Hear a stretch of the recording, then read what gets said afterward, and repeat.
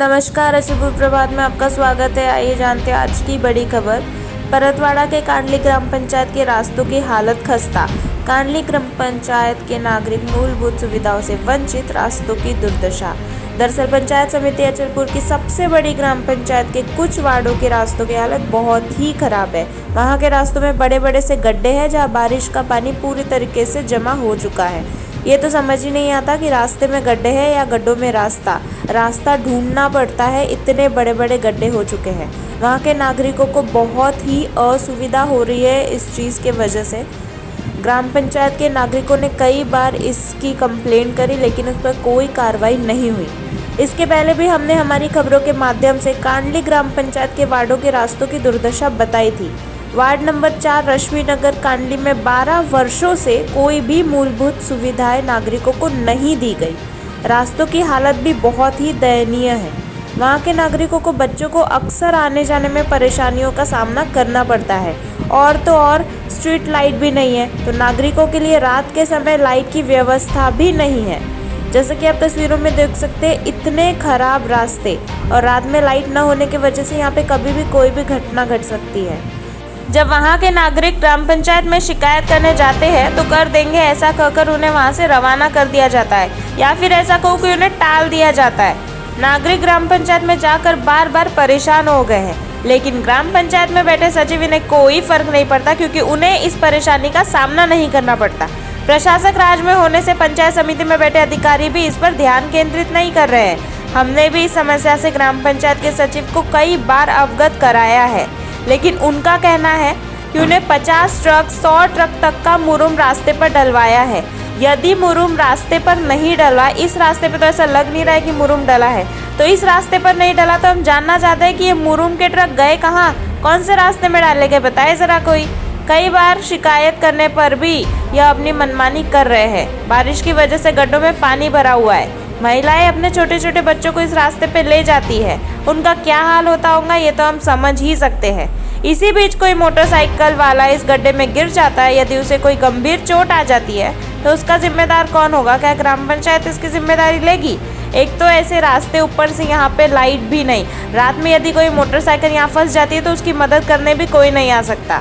यह सिर्फ नागरिकों से टैक्स वसूलना जानती है ग्राम पंचायत। पंचायत समिति के अधिकारी इस ओर तुरंत ध्यान केंद्रित करें, वरना कभी भी कोई भी बड़ी दुर्घटना घट सकती है। क्योंकि रास्ते में रात में पथदीप भी नहीं है। इन वार्डों में नागरिकों को कोई भी मूलभूत सुविधाएं दी नहीं है। रास्ते तो खराब है ही, साथ ही नल कनेक्शन भी नहीं है, नालियाँ भी नहीं है, पथदीप भी नहीं है, कचरा उठाने के लिए गाड़ी की व्यवस्था भी नहीं है। हम पूछना चाहते हैं कि कब देंगी ग्राम पंचायत इन वार्डों के नागरिकों को ये सब मूलभूत सुविधाएं। जब जनता टैक्स भरती है, अगर यदि फिर भी उन्हें सुविधाएं नहीं मिलती तो जनता इस पर नाराज़गी ज़रूर दिखाएगी। पंचायत समिति में बैठे अधिकारी इन सभी नागरिकों के लिए जो सुविधाएं हैं उस पर ध्यान केंद्रित करें। जो नागरिकों को परेशानी हो रही है उस पर भी ध्यान दें। और सबसे बड़ी परेशानी तो ये रास्ता है, जिसे जल्द से जल्द बनाया जाए। यदि ये रास्ता नहीं बना तो कभी भी कोई भी दुर्घटना घट सकती है। मूलभूत सुविधाएं जनता का अधिकार है, उसे कोई भी किसी भी वजह से उनसे नहीं छीन सकता। यदि कोई ऐसा करता है, फिर चाहे वो कोई अधिकारी ही क्यों ना हो, जनता को उनके खिलाफ बोलने का पूरा अधिकार है। और हम आपको बताते हैं क्या है जनता के अधिकार और मूलभूत अधिकार कि हम आपको इस आर्टिकल में दिखा रहे हैं। रास्ते यानी सड़कें सार्वजनिक बुनियादी ढांचे का हिस्सा है और नागरिकों के लिए मूलभूत सुविधाओं में शामिल होते हैं। आवागमन की स्वतंत्रता अनुच्छेद 19 भारतीय संविधान का अनुच्छेद 19(1)(d) नागरिकों को भारत के भीतर कभी भी आने जाने की स्वतंत्रता देता है। इसके लिए सड़कें और अन्य सार्वजनिक यातायात सुविधाओं का होना आवश्यक होता है। सेकेंड पॉइंट, समानता का अधिकार। आर्टिकल 14 हर नागरिक को समानता का अधिकार है, जिसका अर्थ ये है कि बुनियादी सुविधाओं में भेदभाव नहीं होना चाहिए। सभी को समान रूप से सड़क और यातायात की सुविधाएं मिलनी चाहिए। अगर किसी क्षेत्र में रास्ते नहीं बन रहे तो उस क्षेत्र के विकास और जनसंख्या की बुनियादी ज़रूरतों की उपेक्षा का संकेत हो सकता है। उसके लिए आप कदम उठा सकते हैं, जैसे कि आप स्थानीय प्रशासन से संपर्क करें। अगर नगर निगम, ग्राम पंचायत या संबंधित लोकल अथॉरिटी से संपर्क कर सकते हैं ताकि वे इस समस्या को हल कर सके।